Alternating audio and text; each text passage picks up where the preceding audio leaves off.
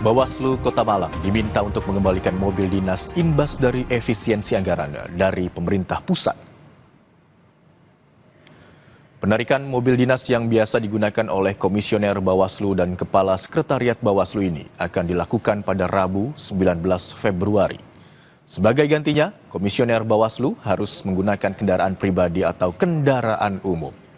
Ketua Bawaslu Kota Malang, Muhammad Arifuddin, mendukung efisiensi anggaran karena secara keseluruhan tidak hanya Bawaslu yang terdampak. Untuk efisiensi ini sudah menjadi risiko dari lembaga ya. Apapun itu kita juga pasti akan mendukung program-program dari pemerintah terkait apa saja yang menjadi kebijakannya. Cuman memang ada beberapa, nggak hanya di lembaga kami saja, semua lembaga hampir keseluruhan merasakan dampaknya.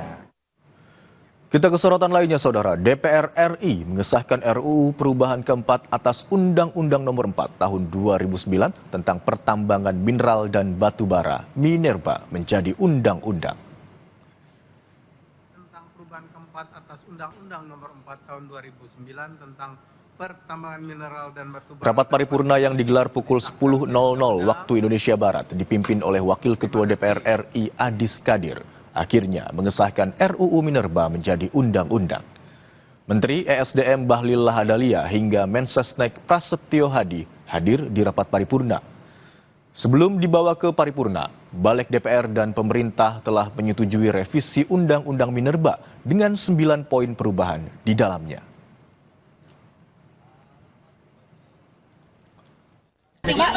Semua perguruan tingginya bisa dapat IUP? Tidak secara otomatis mendapatkan IUP. Tapi semua bisa mengajukan, Pak, berarti yang membutuhkan. Yang membutuhkan bisa melakukan mengajukan untuk mengajukan agar bisa melakukan kerjasama dalam risetnya, dalam beasiswanya, atau dalam fasilitas kampusnya, itu bisa. Berarti penerima manfaat. Jadi penerima, contoh katakanlah di Papua. Di Papua itu kan ada Uncen, ya. Mungkin risetnya mungkin kita bisa lewat Freeport. Di Maluku Utara itu kan di sana kan ada Wedabai dan beberapa tambang-tambang lain. Di universitasnya bisa kita dorong untuk kemudian perusahaan-perusahaan itu punya ruang agar teman-teman ini bisa ikut. Informasi terkini dari gedung DPR RI, kita akan sapa jurnalis Kompas TV Tifal Solesa dan juru kamera Febri James. Selamat siang, Tifal. Apa pertimbangan hingga akhirnya RUU Minerba disahkan menjadi undang-undang? Ada perubahan definisi serta aspek teknis berhubungan langsung dengan izin usaha pertambangan yang direvisi dalam revisi Undang-Undang Nomor 4 Tahun 2009 tentang pertambangan mineral dan batu bara atau Undang-Undang Minerba. Kalau beberapa waktu sebelumnya sempat santer diberitakan bahwa RUU ini disebut akan memberikan kesempatan kepada perguruan tinggi untuk mengelola tambang, namun itu ditepis oleh pemerintah bersama dengan DPR lewat proses yang berlangsung di Badan Legislasi kemarin di hari Senin tanggal 17 Februari sampai pada akhirnya hari ini ditetapkan dalam rapat paripurna DPR RI di hari ini, hari Selasa 18 Februari 2025. Baik itu dari jajaran Badan Legislasi DPR maupun terakhir kali yang disampaikan oleh Bahlil Lahadalia selaku Menteri Energi dan Sumber Daya Mineral bahwa posisi dari perguruan tinggi ini hanya sebagai penerima manfaat atas usaha pertambangan yang dikelola oleh perusahaan. Penegasannya bahwa kewajiban bagi perusahaan ini harus membuka ruang atau membuka pintu kepada perguruan tinggi untuk mengelola riset sekaligus juga memberikan beasiswa kepada perguruan tinggi yang bersangkutan terkait dengan aspek-aspek yang berkaitan langsung dengan riset ataupun juga penelitian pertambangan di BUMN ataupun juga perusahaan-perusahaan yang mendapatkan izin usaha pertambangan itu tadi. Itu poin pertama. Kemudian poin yang lain yang juga menarik dicermati adalah soal pemberian izin usaha pertambangan atau IUP yang diberikan pemerintah kepada organisasi masyarakat ataupun juga ormas keagamaan.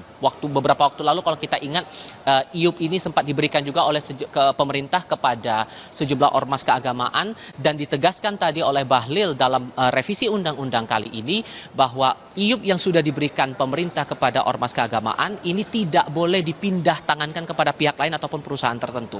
Itu yang ditegaskan Bahlil selepas rapat paripurna DPR yang berlangsung di Nusantara II Kompleks Parlemen Senayan Jakarta. Lalu bagaimana turunannya? Bagaimana bentuk pengawasan pembahasan yang akan dilakukan pemerintah. Tadi Bahlil menyampaikan setelah RUU ini resmi diketok palu di tingkat paripurna DPR RI, maka pemerintah tugasnya adalah tinggal untuk mengambil langkah-langkah menyusun sejumlah sejumlah aturan turunan untuk memastikan bahwa revisi-revisi yang dibahas dalam RUU Minerba ini bisa ditindaklanjuti oleh pemerintah. Kalau kita rujuk lagi ke belakang dalam beberapa proses yang berjalan di Badan Legislasi DPR RI, RUU Minerba ini sudah berjalan dengan pembentukan panja waktu itu di kisaran 12 hingga 15.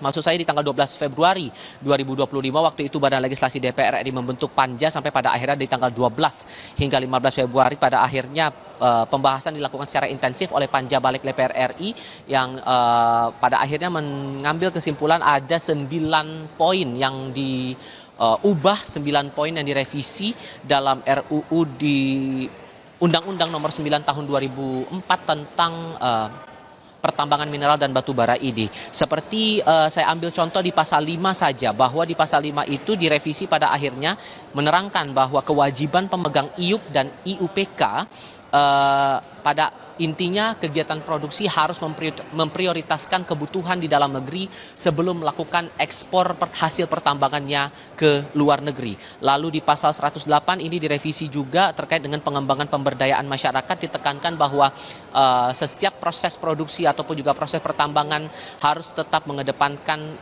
masyarakat lokal atau masyarakat sekitar pertambangan untuk pemberdayaan masyarakatnya, dan juga penekanan pada audit lingkungan yang tertuang dalam revisi di pasal 169A.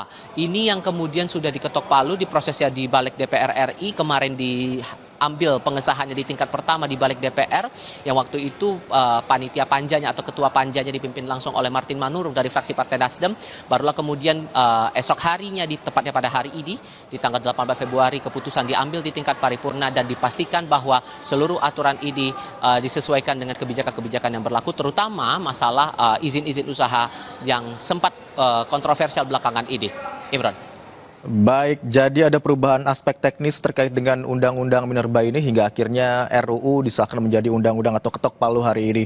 Dan setelah undang-undang ini diketuk palu, pemerintah rencananya akan langsung menyusun aturan turunan dari Undang-Undang Minerba ini. Terima kasih atas laporan Anda, jurnalis Kompas TV Tifal Solesa dan juru kamera Febri James. Selamat bertugas rekan-rekan.